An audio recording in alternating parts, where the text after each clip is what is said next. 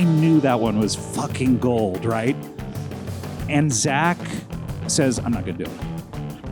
And I say, why aren't you going to do it? He goes, I'm too embarrassed. I can't do that. So Between Two Ferns started kind of very improvised. The first one we ever did was with Michael Cera. And that was on a pilot I was making, a sketch pilot. And it was just one sketch. And I had asked Zach if he wanted to be a cast member, I think. And he said, I don't have time to be a cast member, but I can do a sketch. Michael Cera also was someone I was talking to about doing something in the show. And we said, hey, why don't you guys do it together? And they were big fans of each other. And then Zach, he and I both have backgrounds in public access television. We both had shows growing up on public access. So we sort of knew the visual language of it. So when he said, hey, I've always wanted to do a fake public access show called Between Two Ferns, I laughed because I remembered in my public access days, like sometimes a fern is like the only bit of set dressing you could afford, you know? And so that really made me laugh. And so the first one was very improvised, where we wrote it in a basement, ironically the basement in the same building that I ended up editing the movie in years later. But we shot it in a basement. Ruben Fleischer, who directed films like Zombieland and Venom, directed it, and it was just like us shouting ideas out at him from the other room, and then him and Michael improvising it, and just very collaborative in that way. Michael's the perfect first guest for that format because he's so good at suffering. Yes. Yeah. And loves to play that kind of small, like, oh no, yeah, kind of thing. It was so fun, but then we thought, okay, well, we did it. Great. And we put it up on the internet, and a lot of people saw it, and we were like, all right, on to the next thing. And then Jimmy Kimmel called us and said, like, hey, I want to do an episode of your show. And we went, what show? Like, we did this thing. What are you talking about? And he's like, no, you should do another one, and I should be on it. We were like, all right, man, whatever you want. So we did another one. And that was pretty improvised. It's the process sort of, it's interesting because Zach is a great improviser, and that's why we did the movie, is because we did a TV special, which really isn't available online anymore. Maybe it's on YouTube, I'm not sure. But we did a half-hour special of Between Two Ferns. And we ran around New York improvising scenes to do.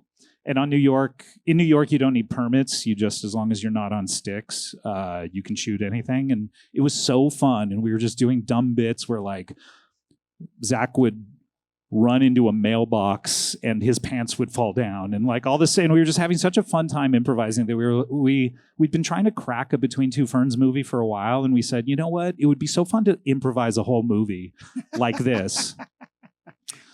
It's hard. Is it fun? I definitely felt like I was in a place in my career where I could do it. And because I'd been producing Bajillion Dollar Properties, which was an improvised show, and because I'd done the Comedy Bang Bang TV show, which was partly improvised, I was like, and because I'd been doing the Ferns videos, which were largely improvised, I was like, I know how to do it. So I did. I brought the plane in, and I was able to land it, which is like part of a director's job, is make a thing make sense. Yeah. You know? Yeah. Is it a great movie? I don't think so, but it makes sense. It makes sense. No, I mean, there was a lot behind the scenes going on with it that I can't even go into, but it was, it's funny enough. As far as how improvised they are, they're a lot like the Comedy Bang Bang TV show. The process was very similar, where we would have a guest booked. Me and the other producer would come in to Zach's trailer in the morning and hand him probably 10 pages of jokes that me and other writers had written. And he would circle the ones that he wanted to do. And quite often I'm sitting there hoping he's going to pick certain ones that I know are going to be huge, right? Like, I'll give you an example. For the Natalie Portman episode, Natalie Portman was one of the first huge stars that we didn't know to ever agree to do it, right? When none of us had met her, and she just let it be known she wanted to do a Between Two Ferns. That adds, I mean, we were talking about this a little backstage of like the nervousness that you and I both have of like, if you don't know someone you're interviewing, sure, it can add a level of like, how's this going to go? Right. Yeah. So Zach has that a lot with people he doesn't know. He's very comfortable with people like Michael Cera or John Hamm or Paul Rudd. But we didn't know Natalie. And I had written a joke in that one, which was, you shaved your head for V for Vendetta. Did you also shave your V for vagina? And I knew it was going to be huge, right? I knew that was a solid joke. And I'm not someone who's like, every joke I ever write is good. I knew that one was fucking gold, right? And Zach says, I'm not going to do it. And I say, why aren't you going to do it? He goes, I'm too embarrassed. I can't do that. And so we've developed a process whereby he can blame all of this on me. So that is that has been our process for the movie. Those are the last ones I did, where he gets to act like embarrassed and say like, oh, look, I don't even like this one. I don't want to do this. The director's making me do this.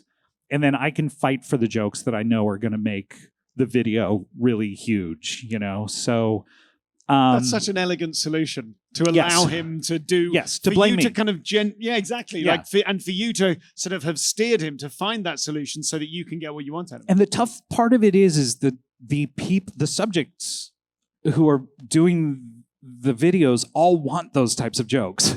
Like the only reason they're doing it is because they love the thing. I remember when we had Keanu Reeves on in the movie, I had a pre-planned speech that I had to mention to everyone in case they didn't know what they were in for. I'm like, okay, so Zach's going to ask you some pretty, some questions that might be pretty rude.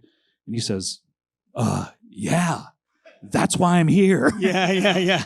And so they all want it, but Zach is such a nice guy that he doesn't want to ask them these really, really funny jokes. So it's the he's push. such a good actor because you can't tell that he's a nice guy who doesn't want to ask those questions. No, he is such a gentleman that it kills him to have to ask these jokes. And it's so funny because like the differences between Two Ferns and my TV talk show, I knew Jack Black pretty well. I've known him since 1995 when he was on my TV show. The first question I asked was sort of mean in the Between Two Ferns style. And I asked it and he kind of winced and he went, ow, that's really mean. And I was like, you're right. That's not what I do on this show. Like my show's nice. Why am I doing a Between Two Ferns style thing? So, but you expect it when you're on Between Two Ferns, So it's the push and pull of basically like Zach improvising a lot and finding stuff that isn't on the page. And then me saying like, read number 12. Because all of his jokes are numbered. Read number 12, read number 13, and him going like, I don't want to do it. So that's the process.